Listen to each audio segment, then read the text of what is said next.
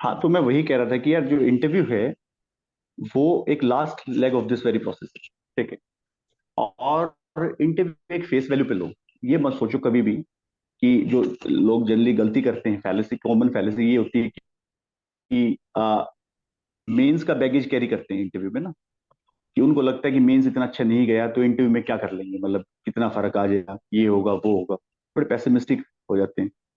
और कईयों का मेंस ज्यादा अच्छा होता तो मतलब उनको लग जाते फील, कई और मेंस हम लिखते हैं कि ठीक हुआ है, कि किसी को लगता है भाई कैसे पास हो गए, हम कैसे हो गए। तो इंटरव्यू को फेस वैल्यू पे लो और इंटरव्यू की प्रिपेयर करो। क्योंकि कॉमन मिथ जो है वो ये है कि इंटरव्यू की प्रिपरेशन नहीं, कि interview it's all about personality, और personality can't be changed overnight. This is the common myth regarding interview. और इंटरव्यू की प्रॉपर प्रिपरेशन है, प्रॉपर गाइडेंस है, आप अपने आइडियाज को सिस्टमेटिक पुट करते हो, तो उसकी प्रॉपर प्रिपरेशन। आप ये नहीं कह सकते कि ठीक है मैं ये न्यूज़पेपर पढ़ लूंगा इंटरव्यू में चला जाऊँ। ठीक है, कई बार ऐसा होता है कि कुछ लोग हैं बोलने चालने के ठीक होते हैं, भाई ठीक इंटरव्यू गया स्कोर हो गया, इन जनरल कम नंबर आने के चांस रहते हैं। तो उसकी एक प्रिपरेशन, पहले तो ये मेन है कि प्रिपेयर करो और अच्छा खासा पढ़ो। ये है कि भाई जितनी जी तोड़ मेहनत कर सकते हो करो, पढ़ो। पढ़ो और अपना आर्टिकुलेशन करो, नॉलेज प्लस आर्टिकुलेशन करो। मतलब ये मत करो कि भाई अब 75 मार्क्स 75 मार्क्स का इंटरव्यू है, मिनिमम 20 है, 53 मैक्सिमम है, ठीक है, आप उसे लाइटली ले लो। क्योंकि अगर आप एसडीएम पोस्ट के लिए कॉम्पीट कर रहे हो, देखो स्टेट की, मतलब स्टेट सिविल सर्विस की पोस्ट एसडीएम होती है। ठीक है, अगर आप उसके लिए कॉम्पीट कर रहे हो और सभी कॉम्पीट कर रही है, all are fighting for the same pie, तो वही आप अपने पूरे 100% एफिशिएंसी पे काम करो, इवन 110% पे काम करो। क्योंकि 90% एफर्ट इज नो एफर्ट। ठीक है। अगर मैं इंटरव्यू की जो बेसिक, इंटरव्यू क्या एक्सपेक्ट करता है आपका जो इंटरव्यू बोर्ड है, वो क्या एक्सपेक्टेशंस है, जो पूरी थीम है आज की, अगर आप उसको देखोगे तो आप पाओगे कि जो मेरा जो मानना है, मेरा जो एक्सपीरियंस रहा है यूपीएससी का और इनका, कि be confident. Be confident, when I से बी कॉन्फिडेंट, इसका मतलब क्या है कि मान लो आपको कोई क्वेश्चन पूछा उन्होंने, नहीं आता। ये बार सारी चीजें आपको नहीं आती, आपको तो आता नहीं है, ये समझ के चलो आपको नहीं आता। आपको बहुत सारे सब्जेक्ट्स हैं, बहुत सारे, आपको थोड़ा बहुत डोमेन स्पेसिफिक चीजें पता होंगी, 99% चीजें आपको नहीं आती। ठीक है। तो उसमें नर्वस फील ना करो, नहीं आता तो। अगर आपको कोई क्वेश्चन आता है, भाई मान लो कोई फैक्ट पूछ लिया है, कोई आपसे कोई वैसे पूछ लिया जो आप पढ़ के आए हो, तो आप ओवर एक्साइटेड फील करें कि हाँ हाँ मैं बताऊंगा सर ये वो। तो कॉन्फिडेंट का मैं बात करता हूं तो उसमें आप ना ज्यादा एंग्जाइटी फील कर रहे हो, ना ज्यादा मतलब ओवर एक्साइटेड फील कर रहे हो। ठीक है। जो अपने क्रिकेट के कैप्टन रहे हैं एमएसडी महेंद्र सिंह धोनी, वो वाली अप्रोच हो, क्वेश्चन पता भी है तो भी नॉर्मल है, क्वेश्चन नहीं पता तो भी नॉर्मल। ठीक है, गॉट इट। एक तो ये मोस्ट इंपॉर्टेंट मुझे जो लगता है, ये एक एस्पेक्ट है। दूसरा, इंटरव्यू है क्या? इंटरव्यू यार आपकी सारी नॉलेज चेक हो चुकी है, वो बस चेक कर रहे हैं कि भाई आप एक एडमिनिस्ट्रेटर पॉइंट ऑफ व्यू से देख रहे हैं, वो आपकी पर्सनैलिटी वाइज देख रहे हैं, क्योंकि आपकी पब्लिक डीलिंग होगी। देखो सिविल सर्विसेज जो भी एग्जाम है, इनमें पब्लिक डीलिंग है, आपको बहुत सारे लोगों से डील करना पड़ता है, बहुत सारे लोग आपके पास प्रॉब्लम लेके आते हैं। तो वो एक आपके साथ कॉन्वर्सेशन देख रहे हैं कि that conversation should be engaging. तो कॉन्वर्सेशन देख रहे हैं कि भाई आप किस तरह उनके साथ इंगेज करते हो, क्या डिबेट डिस्कशन डेलिब्रेशन करते हो। ठीक है।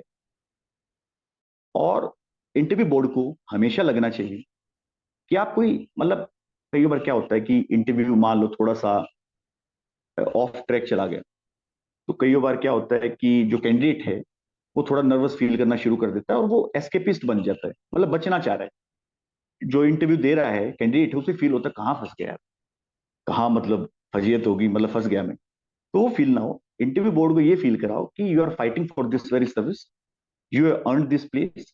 आपने ये 30 मिनट्स 20 मिनट्स जो भी हैं, ये आपने अर्न की। ठीक है, आपने अर्न किया, आपको किसी उसमें कोई प्रिविलेज नहीं मिली है कि भाई किसी कॉन्स्टिट्यूशन के तहत आपको प्रिविलेज मिली हो या किसी उसके तहत मिली, you earn this this very place. 30 minutes 20 minutes जो भी इंटरव्यू आपका चलेगा, तो आप उसको पूरा इंगेजिंग बनाओ ना। एस्केपिस्ट मत करना कि भाई बच के निकल रहे हो, आपको 10 सवाल नहीं आए, बस आप चाह रहे हो किसी तरीके से निकल जाऊं मैं यहाँ से बच के ना। वो कभी नंबर फैच नहीं करेगा यार। आप जितने भी हो सिविल सर्विस, सिविल सर्वेंट बनने वाले हो, तो ये क्लैरिटी तो हो आपको कि भाई कोई पब्लिक डीलिंग, वहां प्रेशर भी हो सकती है। ये थोड़ी है कि आप पब्लिक को बंद करके आप निकल जाओगे गाड़ी लेके अपनी, ये तो नहीं है। आपको डील भी करना पड़ेगा, लोग प्रोटेस्ट भी करें। तो वो है कि आप कैसे उसको देखते हो।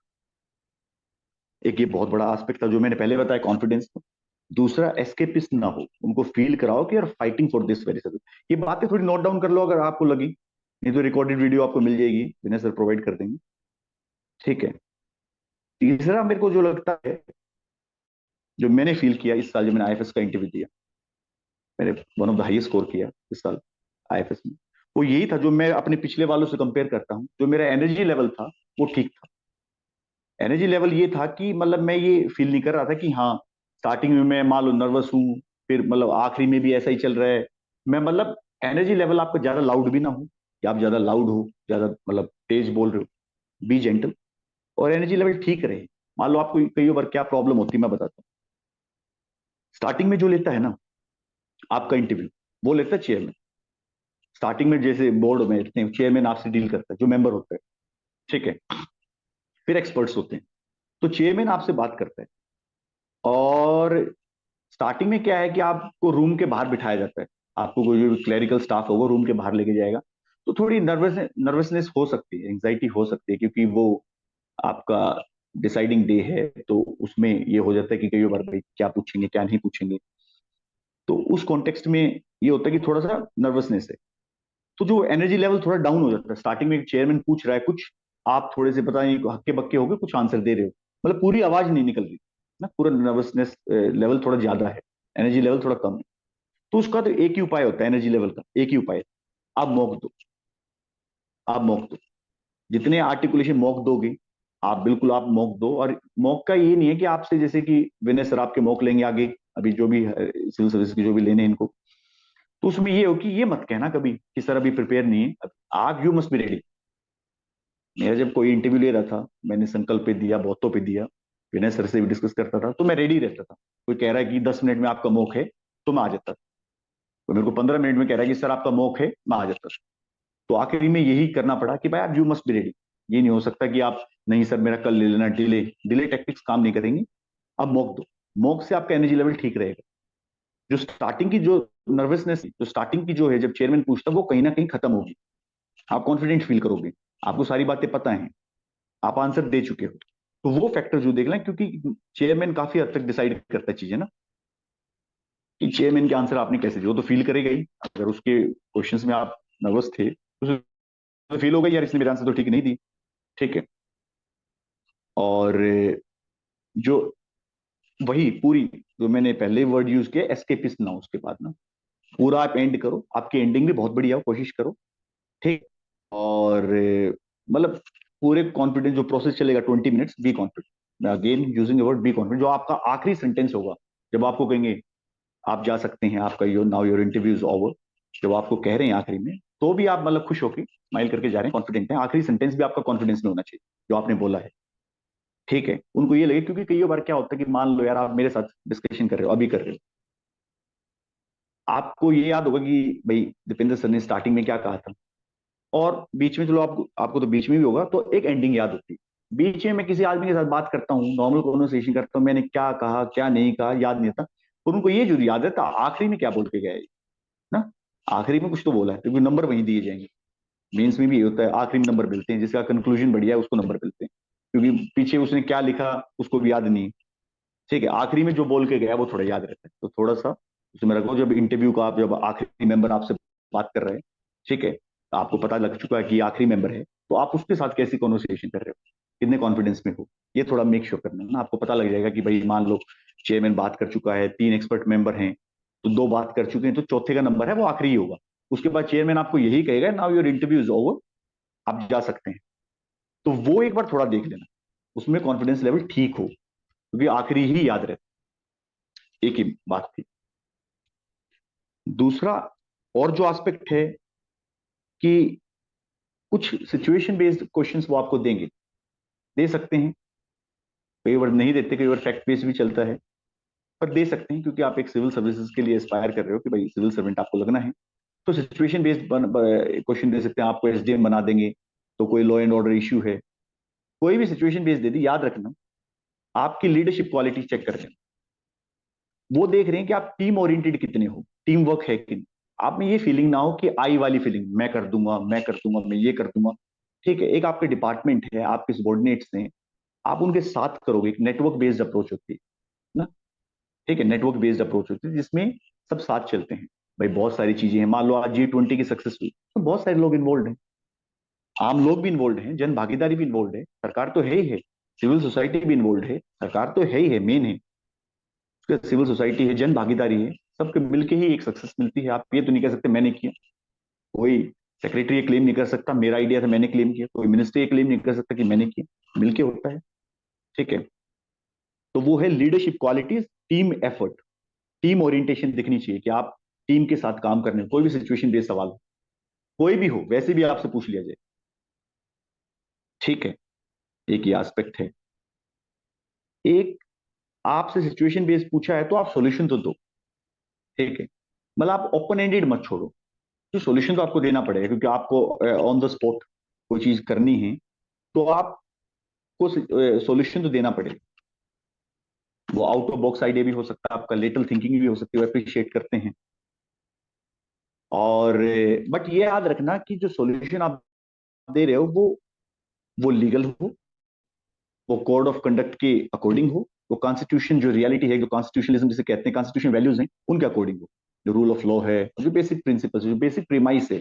आप ये नहीं कि आप कोई सोल्यूशन दे रहे हो, उसकी कोई लीगल वो है ही नहीं, लीगल प्रीमाइस है ही नहीं, मतलब उसका कुछ है ही नहीं, लीगैलिटी नहीं है, आप कुछ ऐसा सोल्यूशन दे रहे हो, शॉर्ट टर्म दे रहे हो, या मतलब ऐसे ही कुछ, मतलब जिसमें कुछ भी आप वो कर ही नहीं रहे, प्रोसीजर को एसओपी फॉलो नहीं कर रहे ना, स्टैंडर्ड ऑपरेटिंग प्रोसीजर। तो आप एक स्टैंडर्ड ऑपरेटिंग प्रोसीजर फॉलो कर रहे हो, क्योंकि कोड ऑफ कंडक्ट आपको फॉलो करना होगा, क्योंकि अगर आपने एक बार कोड ऑफ कंडक्ट तोड़ा तो प्रेसिडेंट पड़ जाएगा, फिर आप बार बार तोड़ोगे, फिर आपके जूनियर्स भी तोड़ेंगे, सर आपने भी तोड़ा। तो वो है कि कोड ऑफ कंडक्ट के तहत हम कैसे काम कर सकते हैं, सॉल्यूशन कैसे कर सकते हैं। सॉल्यूशन ऐसा हो जिसमें इफेक्टिवनेस भी हो, एफिशिएंसी भी हो, लोगों का वेलफेयर भी हो, और कॉन्स्टिट्यूशन वैल्यूज इंटेक्ट रहे, रूल ऑफ लॉ, मतलब इस चीज को हमें ध्यान रखना है। ठीक है, ये तो है कि जो मतलब आपका मोटी मोटी बातें हैं जो ये मैंने बताई हैं। इसके अलावा आप और क्या प्रिपेयर कर सकते हो, मतलब इंटरव्यूअर भी आपसे, जो बोर्ड है वो क्या एक्सपेक्ट कर रहा है कि ये तो आप पढ़ के ही आओ। ठीक है, ये एक्सपेक्ट भी कर रहा है आप क्या पढ़ के आओ। यार आप तो अपने बारे में, आपको नहीं, आपकी स्ट्रेंथ वीकनेस क्या है आपको पता होगी, भाई आपकी स्ट्रेंथ क्या है, आपकी वीकनेस क्या है, आपको पता होगी कि आप कैसे है, वीकनेस है तो वो कैसी वीकनेस कैसे दूर करोगे, वो कैसे एडमिनिस्ट्रेशन को हेम्पर कर सकती है, स्ट्रेंथ कैसे आपको मदद करेगी एक एडमिनिस्ट्रेशन में, वो एक एस्पेक्ट हो गया।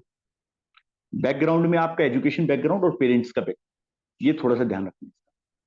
पेरेंट्स की प्रोफाइल है, कोई वो टीचर हैं, कोई और हैं, कोई डॉक्टर हैं, तो थोड़ा बहुत उनको देख लेना, थोड़ी बहुत बातें, और अपना बैकग्राउंड पूछें तो ठीक है, आप एक डॉक्टर हो फिर सिविल सर्वेंट बन रहे हो, ठीक है, तो आपका बैकग्राउंड है।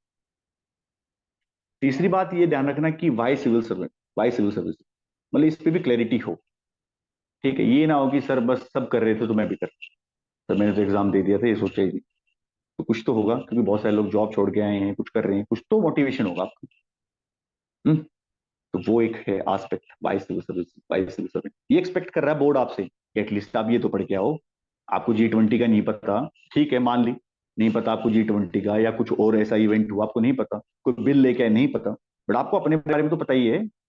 ये तो कोई एक्सक्यूज नहीं है कि भाई मेरे को अपनी स्ट्रेंथ नहीं पता, मेरे को अपने एजुकेशन बैकग्राउंड को मैं डिफेंड नहीं कर पा रहा, मेरे को यही क्लैरिटी नहीं है कि भाई मैं why I want to be a civil servant ना। तो वो एक एस्पेक्ट है, वो एक्सपेक्ट कर रहे हैं कि ये आंसर दो आप। ठीक है, उनको भी बड़ा अजीब लगेगा, ये आ गए सही आ गए, इसे पता ही नहीं लग रहा। ठीक है, एक हमेशा याद रखना कि जिसकी जॉब प्रोफाइल है ना, जॉब कब पढ़ के आओ। ठीक है, पता है ये फील नहीं होना चाहिए, कई बार जो हम देते थे सिविल सर्विसेज के, हम इंटरव्यू देते थे, बहुत सारे जॉब प्रोफाइल वाले जाते थे। मुझे याद है एक था, नाम तो मैं नहीं लूंगा, वो साथी था, तो उसकी जॉब प्रोफाइल में क्या दिक्कत थी, वो नौकरी कर रहा था, एसएससी के थ्रू उसकी नौकरी लगी थी और सिविल सर्विसेज का इंटरव्यू दे रहा था। तो हम उसे कहते थे कि तू अपनी जॉब का पढ़ ले, वो बोला नहीं कोई दिक्कत नहीं है, वो बहुत अच्छा था, रिटर्न में उसके टॉप 50 वाले नंबर थे, और इंटरव्यू में उसके लिस्ट नंबर दिए थे, 108 105 नंबर दिए थे, लिस्ट थे उस साल उसकी, कम थे, मतलब काफी कम। उससे क्या इंप्रेशन जाता है कि जो आप काम कर रहे हो आपको पता ही नहीं आप क्या काम कर रहे हो, मतलब आप सरकारी नौकरी मस्ती के लिए कर रहे हो, ये इंप्रेशन जाता है कि सरकारी नौकरी छुट्टी लेके बैठे हो, सैलरी आ रही है, आगे भी आप यही करोगे। आप मतलब सरकारी नौकरी को आप बहुत गलत तरीके से देखते हो। मान लो किसी की नौकरी ले ली, छुट्टी पे आया हुआ है, तैयारी कर रहा है, जॉब प्रोफाइल उसे पता नहीं, तो इंप्रेशन क्या जा रहा है, ये बड़ी नौकरी भी इसलिए कर रहा है कि और आराम से बैठे ना, सीधे इंप्रेशन जा रहा है, आपको प्रोफाइल नहीं पता अपनी करके, जो आप कर आपको अपने बारे में नहीं पता तो और के बारे में क्या सोल्यूशन दोगे? ना आपको अपने बारे में पता, ना स्ट्रेंथ पता, ना वीकनेस पता, ना क्लैरिटी। तो बेसिक एस्पेक्ट है आपके। कुछ लोगों का कैरियर गैप होता है, ठीक है, कैरियर गैप को कैसे डिफेंड करना है कि भाई कईयों का भाई ग्रेजुएशन 2016 की है, अब 23 में आप अपियर कर रहे हो, 7 साल आप क्या कर रहे थे, ठीक है, आपने क्या किया, वो कैरियर गैप है, उसको थोड़ा डिफेंड करना होता है कि भाई ऐसे थोड़ी तैयारी करते रहोगे, तैयारी इतने साल की होती है, तो एक बार देखो, तैयारी करना कोई गुनाह नहीं यार, कर रहे हो आप, क्योंकि इसमें इतनी अनसर्टिनिटी होती है, क्योंकि ऐसा तो है नहीं कि आप, कई बार ये होता है कि आप इंटरव्यू दे रहे हो तो आप छोड़ के भी नहीं जाओगे तैयारी को, दोनों एस्पेक्ट है ना, अगर आप इंटरव्यू दे रहे हो तो आप तैयारी छोड़ के नहीं जाओगे, क्योंकि आप बिल्कुल बिल्कुल आखिरी बॉर्डर पे हो, आपको लग रहा है बस अब हुआ अब हो, क्योंकि इतना आपको भी पता है कि मैं कुछ जॉब पकड़ लूंगा फिर तो इंटरव्यू आने बंद हो जाएंगे, ठीक है ना, फिर तो सपना ही खत्म। तो उस सेंस में है कि कैरियर गैप को डिफेंड करना आपको, कि भाई मेरे किसी 7 साल का 8 साल का है, क्या कर रहा था मैं क्या नहीं, वो डिफेंड हो सकता है, ठीक तरीके से डिफेंड हो सकता है, वो मॉक में आपको पता लगेगी, जब आप मॉक वगैरह दोगे ना, उससे पता लगेगा। फिर आप एक सिविल सर्वेंट हो, सिविल सर्वेंट का मतलब ये नहीं होता कि वो जब तैयारी करे तो ही न्यूज़पेपर पढ़े, ठीक है, ये कोई मतलब नहीं है कि जो वो तैयारी करे तो ही न्यूज़पेपर पढ़े, न्यूज़पेपर वो कभी पढ़ सकते हैं, हमेशा पढ़ते हैं हम, मैं आज भी लगने बाद, और सर हैं, विनय सर हैं, धीरज सर हैं, जो भी पूरे मेंबर हैं, मैं हूँ, हम आज भी न्यूज़पेपर पढ़ते हैं, तो हमें पता लगता रहता है कि कंटेम्प्रेरी इश्यूज क्या है ना, कंटेम्प्रेरी इशू से ही पता लगेगा ना कि अच्छा ये पेंडिंग इश्यूज हैं, आप सॉल्यूशन सोचोगे उनके क्या हो सकते हैं सिविल सर्वेंट। तो कंटेम्प्रेरी इश्यूज है, न्यूज़पेपर पढ़ो, जब तक आपका इंटरव्यू है आप रीडिंग करो, क्योंकि जो इंटरव्यू बोर्ड ले रहा है उनके सामने न्यूज़पेपर होता है, अब उनको सवाल भी पूछने हैं, तो उनके लिए सबसे आसान ये होता है वो भी न्यूज़पेपर पढ़ के आ जाएंगे, उनको जो भी न्यूज लगेगी इंपॉर्टेंट वो आपसे पूछ लेंगे, वो सुबह ही पढ़ के आएंगे न्यूज़पेपर, तो वो देखेंगे ये इंपॉर्टेंट, वो आपसे उसका ओपिनियन पूछ लेंगे, उनके पास भी कहाँ से न्यूज होगी, वो उनके पास उनसे ज्यादा तो आप पढ़ते हो, उनसे कहीं ज्यादा तो आप पढ़ते हो, पर हाँ उनको ये है सवाल तो पूछने आते हैं उनको, वो तो आपको इवेल्युएट कर रहे हैं कि आप, आपको आता है नहीं आता क्या बता रहे हो, कंटेम्प्रेरी इश्यूज हैं जो पेंडिंग इशू है वो आपको पता है। फिर जो सबसे बड़ा एस्पेक्ट है, आप किस स्टेट के लिए कॉम्पीट कर रहे हो, हरियाणा के लिए, आपने हरियाणा सिविल सर्विसेज दिया है, तो स्टेट को तो प्रिपेयर करो यार, एडमिनिस्ट्रेटिव पॉइंट ऑफ व्यू से, economic geographical point of view से, आपका ऑप्शनल है ज्योग्राफी तो आप उससे रिलेट करके पढ़ो, सोशियो है तो, सोशियो है तो आपका सोशल इंडिकेटर्स क्या है हरियाणा की, और बजट और इकोनॉमिक सर्वे में आपको पता लग जाएंगे, तो उसके रिलेट करके पढ़ो, तो वो तो प्रिपेयर करो आप अच्छे से ना, किसी का इकोनॉमिक्स ऑप्शनल है आप उसको पढ़ो, ठीक है, तो उस सेंस में आप देखो ना, स्टेट को ठीक ठाक प्रिपेयर करो, विनय सर ने, जो यूपीएससी खड़ा की टीम है वो आपको प्रोवाइड करेगी, आप उसको देखो, मतलब आपको कर्सरी और फंक्शन नॉलेज हो, आप जिस स्टेट के लिए कॉम्पीट कर रहे हो आप उसको पता ही नहीं तो आप इंटरेस्टेड नहीं हो, तो ऐसा इंप्रेशन जा सकता है, देखो परसेप्शन की बात है, आपका इंटरव्यू है परसेप्शन पे जाता है, आप बहुत, ऐसा हो सकता है कि आप बहुत फाइट कर रहे हो, आप बहुत चाह रहे हो कि आपको सिविल सर्वेंट बनो, चाह पर आप दिखा नहीं पा रहे, आप बता ही नहीं पा रहे, आपसे बेसिक बातें पूछेगी आपके बारे में, आपके स्टेट के बारे में, आपको पता ही नहीं, तो इंप्रेशन जा सकता है, देखो मैं नहीं कहता कि जाए ना, पर जा सकता है, दे change। फिर कोई भी स्टेट होता है, कहीं के स्टेट भी हो आप, कहीं के भी हो, इंडिया हो और इंडिया में स्टेट्स हैं, तो कुछ ना कुछ एविडेंट इश्यूज होते हैं, कुछ एविडेंट इश्यूज होते हैं स्टेट के, जैसे हरियाणा में जैसे कि स्टेगनेशन ऑफ एग्रीकल्चर, तो एग्रीकल्चर प्रोडक्टिविटी प्लेट्यू हो गई, ग्रीन रेवोल्यूशन था, ठीक है, और हरियाणा में आया, वेस्ट यूपी और पंजाब, इनमें ग्रीन रेवोल्यूशन आपका आया, तो वो आज स्टेगनेशन है एग्रीकल्चर का ना, कैसे उसकी प्रोडक्टिविटी कम हुई है, प्लेट्यू हो गया, तो वो एक पेंडिंग इशू है। विमेन हमेशा रहेगा, socio economic condition, sex ratio होगी, सरकार ने क्या स्टेप लिए हैं, वो कितने प्रभावी हैं, और क्या कर सकते हैं, ठीक है, खाप का इशू हो गया, स्पोर्ट्स का, स्पोर्ट्स कल्चर हरियाणा में, मैंने यूपीएससी के जब भी इंटरव्यू दिए स्पोर्ट्स का पूछते हैं, स्पोर्ट्स तो मेन है हरियाणा में ना, आपसे पूछेंगे कि भाई स्पोर्ट्स में अलग से दिखता है हरियाणा ना, 1/3 मेडल, लगभग 40 to 45% मेडल हरियाणा से होते हैं, आप अगर टैली देखोगे तो वो कुछ तो कल्चर हो गया ना, तो इको सिस्टम है, तो स्पोर्ट्स का हो गया, तो जो एविडेंट इश्यूज हैं, छोटे मोटे नहीं, evident issues, water crisis, dark zones हैं, क्योंकि ग्रीन रेवोल्यूशन से वाटर गजलर्स आपने लगाई हैं, राइस वीट की कल्टीवेशन आपने की है, अब सरकार मिलेट्स भी जा रही है, मिलेट ईयर भी है 2023, तो उस पे एग्रीकल्चर से रिलेटेड इश्यूज जो है, ठीक है, तो वो एक एस्पेक्ट हो गया ना, तो इस तरह की चीजें होगी, तो इनको आप देखो, वाटर से रिलेटेड इशू हो गए, क्लाइमेट चेंज से रिलेटेड इशू हो गए, हरियाणा के जो है विमेन हमेशा रहेगा, खाप हमेशा रहेंगी, ठीक है, और जो छोटे मोटे कहीं लॉ एंड ऑर्डर इशू चल जाए, कहीं एनसीआर का कोई इशू हो गया, तो जो एविडेंट इश्यूज हैं स्टेट के ना, तो वो एक एस्पेक्ट है। ठीक है। जो एक और इंपॉर्टेंट एस्पेक्ट है, जो बजट और इकोनॉमिक सर्वे वेने से प्रोवाइड करते हैं, वो कर भी रहे हैं आपको। उनसे है ना, आप जैसे ग्रोथ रेट होगी, इन्वेस्टमेंट, हरियाणा का इंफ्रास्ट्रक्चर, सोशल इंडिकेटर्स, ये एक बार आप देख लो। एम्प्लॉयमेंट रेट, अनएम्प्लॉयमेंट रेट, जो बेसिक पांच छह बातें जो हमेशा न्यूज में रहती हैं, unemployment rate, employment rate, investment कहाँ आ रही है, कितनी इन्वेस्टमेंट हो रही है हरियाणा में, क्या इंफ्रास्ट्रक्चर बन रहे, रोड इंफ्रास्ट्रक्चर बहुत बढ़िया हरियाणा का ना, रोड डेंसिटी काफी है। ग्रोथ रेट, ठीक है, growth rate, per capita income अलग से है ना। सोशल इंडिकेटर इंप्रूव हो रहे हैं, चाहे वो एजुकेशन लिटरेसी रेट हो, सेक्स रेशियो हो, वो इंप्रूव हो रही है। तो ये जो डाटा होता है ना, बजट का और इकोनॉमिक सर्वे, ये आपके आर्गुमेंट्स को स्ट्रॉन्ग करता है, सपोर्ट करता है, कि भाई मैं कुछ बोल रहा हूँ कि हरियाणा की कोई सिल्वर लाइनिंग है सोशल इंडिकेटर्स में ना, तो there is a silver lining, तो मैं उसको सपोर्ट कर रहा हूँ एक डाटा की थ्रू। तो बजट में, रिसेंट बजट में आप बताओगे सर मैम करके, जो भी आपका बोर्ड मेंबर होगा, ये इंप्रूवमेंट है, ये सिल्वर लाइनिंग है, we are moving in the right direction. देखो सिल्वर लाइनिंग से आपको पता लगता है अभी भी पूरा सोल्यूशन निकला नहीं है, अभी भी जो सोशल इंडिकेटर्स हैं वो नहीं है जो एक्सपेक्टेड हैं, but at least we are moving in the right direction, all the forces are marching in the right direction. Got it. तो ये है, आपको उसकी भी सिल्वर लाइनिंग बतानी कि भाई जा तो रहे हैं, कर रहे हैं काम, काम करना चाहिए ना। ठीक है, ये एक एस्पेक्ट हो गया। ठीक है। और हॉबी पे पूछ सकते हैं, पूछ सकते हैं, पूछते हैं, वो वैसे ही पूछ लेंगे कोई हॉबी है आपकी, क्योंकि यहाँ डेफ तो आता नहीं है, डेफ वो डेफ प्रोवाइड नहीं करते हरियाणा में, यूपीएससी में होता है, वो आप हॉबी मेंशन भी करते हो, यहाँ पूछ लेते हैं आप हॉबी, तो एटलीस्ट एक हॉबी तो आपकी ठीक प्रिपेयर हो एटलीस्ट वो ये, क्योंकि आप बता दो कि चार हॉबी बता दी आप, तो ये सवाल होगा भाई पढ़ते कब हो आप, हॉबी करते रहते हो ना। पढ़ाई के लिए समय कहाँ मिलता है, हॉबी के लिए नहीं मिलता है। जो भी एस्पिरेंट होता है, सीरियस एस्पिरेंट होता है, कहाँ टाइम मिलता है। ये भी जो आप हॉबी लिख रहे हो, आपकी हॉबी नहीं है, मेक इट वेरी क्लियर। आपको नहीं पता इनके बारे में भी, ये आपका इंटरेस्ट है, आपको पसंद है बस। इंटरेस्ट और हॉबी मंत्र, तो हॉबी तो आप परसू करते हो डेली बेसिस पे, पैशनेटली परसू करते हो, पैशन के साथ परसू करते हो, वो नहीं बस इंटरेस्ट है। भाई बैडमिंटन खेल लिया, क्रिकेट मेरी हॉबी, क्रिकेट हॉबी हो तो आप डेली खेलने जाओ, पर वो एक इंटरेस्ट है, उनको भी पता है, बस एटलीस्ट वो एक को पढ़ लो, किसी का बैडमिंटन है, किसी का कुछ है। ठीक है। और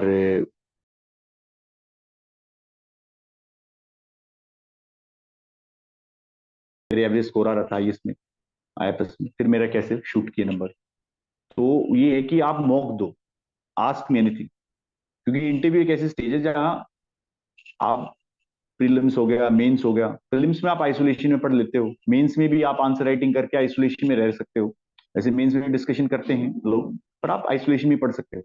बट इंटरव्यू ऐसी चीज है जहां आपको आइसोलेशन में नहीं रहना, आपको निकल के आना है, आपको अपने कंफर्ट जोन से निकल के आना है, आपको अपनी शेल्टर से निकल के आना, need to come out of, और you must be ready to give interview at any stage, at any moment. Vinay sir ने कह दिया कि भाई आप इंटरव्यू दो, आपका मौक है आधे घंटे बाद, यू मस्ट बी रेडी। ठीक है सर, मैं फॉर्मल पहन के बैठता हूँ, आप मेरा इंटरव्यू लो। ये जिस दिन आपने कर दिया, आपका कॉन्फिडेंस वो आगे भी बहुत काम आए। ठीक है, तो जर्नी शुरू हुई है, मैं चाहता हूँ आपको एसडी मिले, जो और भी आप आगे ट्राई करना चाहो, इसके लिए करो, किसी के लिए, तो वो हमेशा काम आएगी। You must be ready, you must be ready.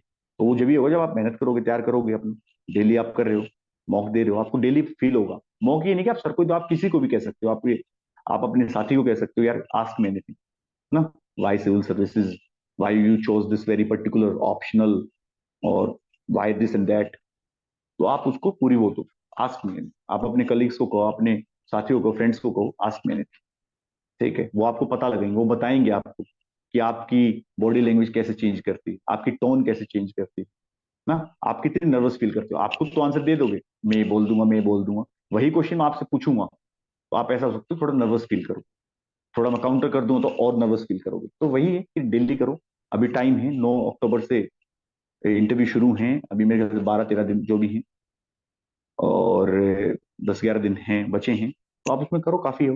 Daily 3-4 घंटे जो भी आपको मॉक करना है, आप अपने साथियों के साथ मॉक करो, ग्रुप बना लो, वो करो, और सर को इंटरव्यू दो, सर की पूरी टीम है। ठीक है, और ग्रुप बना लो अपना, तो जिनका निकला है आपस में पूछ लो सवाल, क्वेश्चन पूछो, आप भी पूछो क्वेश्चन ना। कई बार क्या होता था, जैसे मैं इंटरव्यू देता रहता था, फिर मैंने क्या किया, मैंने इंटरव्यू लेना शुरू कर दिया, जब मैं अपने, तो मुझे पता लगने लगा कि लोग क्या आंसर दे रहे हैं। तो मुझे पता लग गया अच्छा इनकी बॉडी लैंग्वेज कैसे चेंज हो रही है, अच्छा ये कैसे नर्वस फील कर रहे हैं, तो क्या वो मेरे साथ भी हो रहा है। तो बंदा दूसरे को देख के भी सीखता है। अब मैं इंटरव्यू देता रहता लोगों को, मेरे को पता ही नहीं लगता। जब मैं उनका सामने लिया तो वो भी नर्वस फील कर रहे थे, तो मेरे को लगा नॉर्मल है, सब फील करते ही हैं। मुझे लगता था मैं ही करता हूँ। जब मैंने उनका लिया तो वो भी फील कर रहे थे। तो आपस में हम करते थे, ग्रुप था, सारी मदद करता है। बाकी यूपीएससी अखाड़ा ने पहले भी, पिछले साल भी हरियाणा सिविल सर्विस के इंटरव्यू लिए थे, तो बढ़िया थे वो, उनका रिस्पॉन्स भी बढ़िया था। और पूरी टीम है इनकी, और उसमें सारे ही हैं, मतलब सिविल सर्विसेज में ही हैं सारे, कोई आईएफएस हैं, कोई और हैं, एसडीएम है। विनय सर के खुद एक्सपीरियंस काफी है। तो ठीक है, आज के लिए काफी है ये ना। और इसको देखो, करो जो मैंने बताया है, तो ध्यान से देखो। बाकी आपको मॉक लेंगे तो पता लगेगा, उसी से पता लगता है कि वही एक है, रिजल्ट तो वही है, फाइनल क्या। तो ठीक है फिर विनय सर, आयुधे। हाँ सर। एक हाँ विनय सेकंड। सर। किसी को क्वेश्चन है ना, अगर सर से पूछना है तो क्वेश्चन और ले लो सर एक बार इनके। ठीक है, कोई नहीं, बताओ।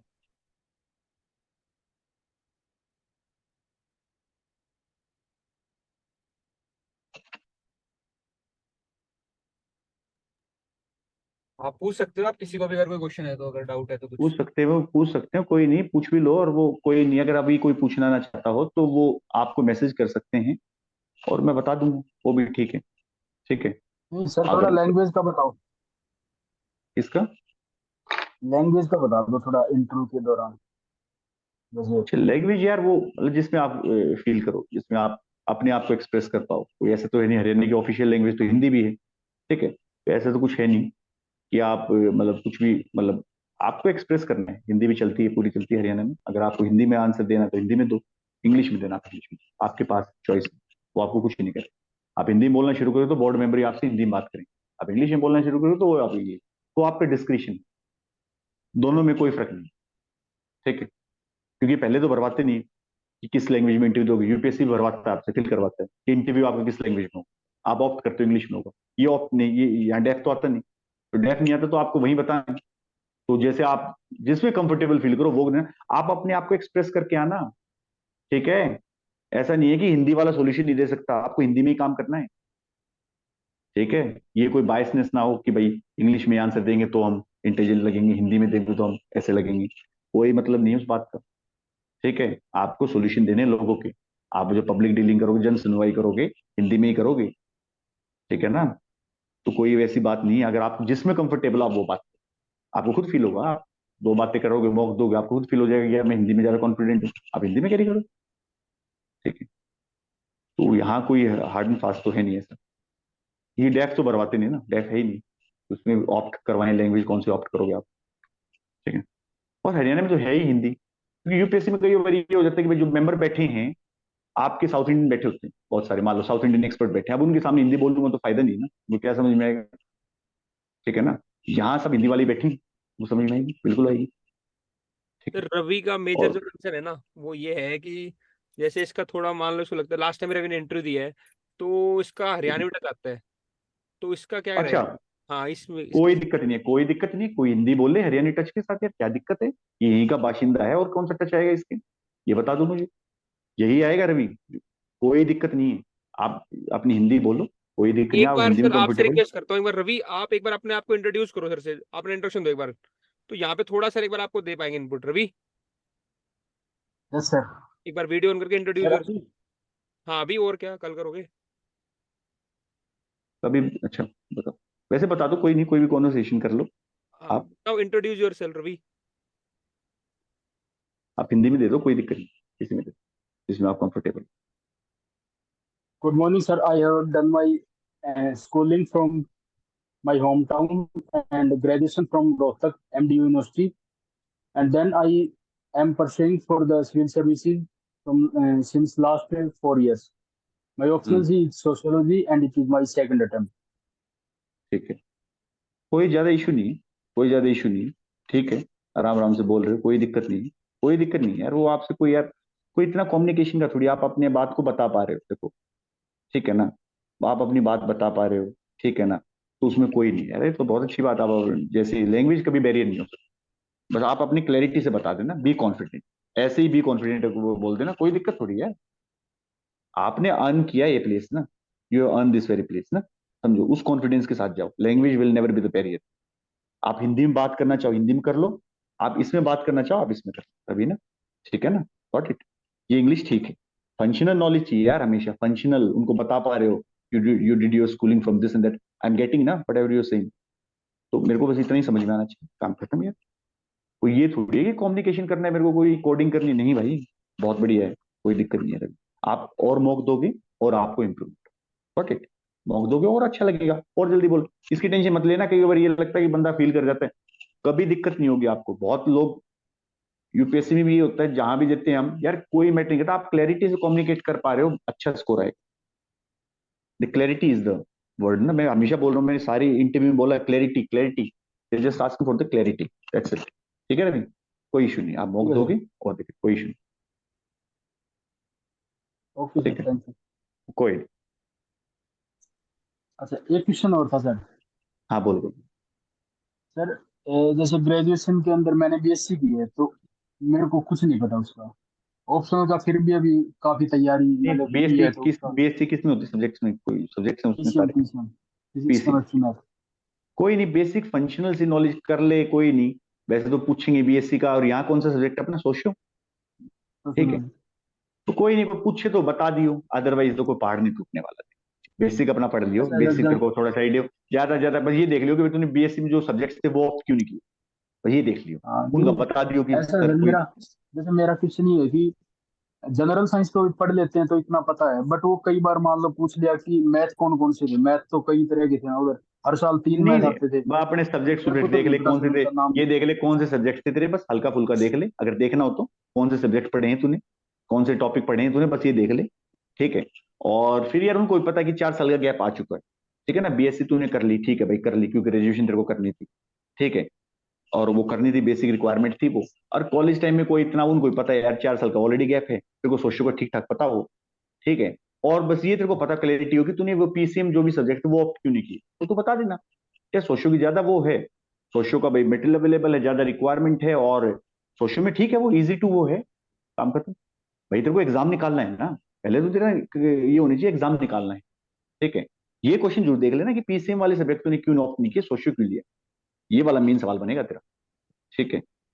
तो ये बता देना कि सर जो सोशो है उसकी जो भी है, जो पीसीएम है यार, कॉलेज में हम कैसे पढ़ते हैं, कॉलेज की अलग रिक्वायरमेंट है, पहले आपको एग्जाम निकालना है, एग्जाम ओरिएंटेड पढ़ना ही पहली रिक्वायरमेंट है। आप एक, ये पहली मतलब सेंस तो ये बनती है कि आप एग्जाम ओरिएंटेड पढ़ रहे हो, एग्जाम ओरिएंटेड की रिक्वायरमेंट है कि आप टॉपिक्स ऑप्शन लेने से पहले विचार विमर्श कर रहे हो कि भाई सोशल लेना है, ये है, इजीली अवेलेबल मटेरियल है, इजी टू रीड है, आप रिलेट भी कर पाते हैं चीजों से, आपका इंटरेस्ट भी है। क्योंकि जब आपने पीसीएम लिया था ना, जब आप यार कितने थे आप, 17 साल के होंगे, 16 साल के होंगे जब आपने ग्रेजुएशन की होगी रवि, ठीक है ना, तो उसमें आपकी इतनी रैशनैलिटी नहीं थी, you are not that rational ना, कि आप क्यों कर रहे हो बीएससी। आज मैं आपको कौन बीएससी कर लूं तो आप 2 बार सोचोगे कि whether I should go for it और नॉट। जब यार जो फैसले लिए गए आपको उस समय रैशनल लगा, ले लिया आपने पीसीएम भी। तो ये नहीं है कि आपको पीसीएम का पता ही हो, आपने कोई रिसर्च थोड़ी की, पीएचडी थीसिस थोड़ी, आप कर ली, जस्ट ग्रेजुएशन है, ठीक है, उसमें 4 साल का गैप है, ठीक है। तो ये जो देख लेना सोशियोक्यूली और ये वाला ना, ठीक है, ठीक है सर, थैंक यू। और कोई इशू नहीं। सर मेरा था एक क्वेश्चन। बोलो, नाम बताओ। सर विपुल। अच्छा विपुल, ठीक है विपुल, बोलो। सर मेरा ग्रेजुएशन में सब्जेक्ट था इकोनॉमिक्स ऑनर्स, ठीक है, और अब मेरा ऑप्शनल है ज्योग्राफी। कोई दिक्कत नहीं। तो अब मतलब मेरे को, जो आप कह रहे थे ना कि ग्रेजुएशन को भी थोड़ा बहुत पढ़ लेना, और मेरा गैप भी अभी 1 साल ही हुआ है मेरे को, ग्रेजुएशन में भी 2 साल। हाँ ठीक है। तो इकोनॉमिक्स का मतलब क्या 12th तक की तो मेरे को आती है, हाँ बेसिक बेसिक जो माइक्रो मैक्रो इकोनॉमिक्स के जो बेसिक बेसिक प्रिंसिपल्स हैं यार, कैसे जो कहो ये जाती है, इन्फ्लेशन का वो कैसा है, हाँ जो तेरे को बेसिक पता होंगे, जो ये 11th 12th की जो है ना, 11th 12th हाँ की जो इकोनॉमिक्स है, जो एनसीईआरटी में है, तो उसी को सही एक्सप्लेन कर पाएगा वही बहुत है, ठीक है, वही बहुत। और जो बेसिक इकोनॉमिक सर्वे को देख ले हल्का से, जो हरियाणा का है इंडिया का, उसको देख के जाए एक बार ना। बेसिक से पूछेंगे यार, जो इकोनॉमिक्स की जो टर्म्स हैं, जीडीपी कैसे कैलकुलेट करते हो, ये वो तेरे को पता ही होंगे वैसे ही ना। तो इतना कोई डेप्थ में नहीं कि तू सब्जेक्ट को इतना पढ़ के चला गया, क्योंकि इतना इतना समय चलता ही नहीं इंटरव्यू ना। वो ये पूछ लेंगे तूने इकोनॉमिक्स ऑप्ट क्यों नहीं किया, why didn't you opt for opt economics as your option, वो ये पूछ सकते हैं। तो कॉमन है। तो उसका आंसर तो कॉमन है यार, मतलब ये कि यार तूने ग्रेजुएशन की, ठीक है, तूने ग्रेजुएशन एक पहलू से की थी, और जो तेरा ऑप्शनल चूज करेगा उसका एक अलग कारण है ना। ना, ये तो फिक्स है कि ग्रेजुएशन मैंने की, ठीक है, मैं बीटेक था, ठीक है, बीटेक की वैल्यू थी, मैंने डीसी से की ग्रेजुएशन मैकेनिकल में, ठीक है, वो रिक्वायरमेंट थी। ग्रेजुएशन बीटेक आपकी आर्ट्स में तो हो नहीं सकती ना, ठीक है, तो आप करोगे, तो मैंने कर ली। उसके बाद एक एग्जाम की रिक्वायरमेंट है, एग्जाम का डाटा है, सक्सेस रेट देखते हो आप क्या है, जैसे आपने ज्योग्राफी लिखा, ठीक है भाई, उसका मटेरियल भी अवेलेबल है मार्केट में, क्योंकि एग्जाम निकालना बहुत क्रुशियल है, क्योंकि यहाँ कोई ये तो है नहीं कि भाई 40% मार्क्स आ गए, 33% मार्क्स आ गए, आप पास हो, आपको डिग्री मिल जाएगी। आपको यहाँ कॉम्पीट करना है, आपको कट ऑफ क्लियर करनी है, तो आप वही सब्जेक्ट लोगे। तो आपसे सवाल यही बनेगा, इकोनॉमिक्स के बेसिक पढ़ो, 11th 12th की बेसिक, जैसे मैं आपसे पूछ लूँ इन्फ्लेशन का क्या है, ठीक है, हाइपर इन्फ्लेशन क्या है, ये जितनी भी इन्फ्लेशन की टर्म्स हैं, बीओपी क्या है, तो बेसिक टर्म्स तो पढ़े ही होंगे आपने, ठीक है, आप उनको पढ़ो यार। और आपने ये ऑप्शन चूज क्यों किया इकोनॉमिक्स के ऊपर ना, आपने इकोनॉमिक्स ऑनर्स किए, तो ये ऑप्शन क्यों चूज किया ज्योग्राफी, बता दो। सही में सही कारण दे दो, आपने ज्योग्राफी क्यों ऑप्ट किया।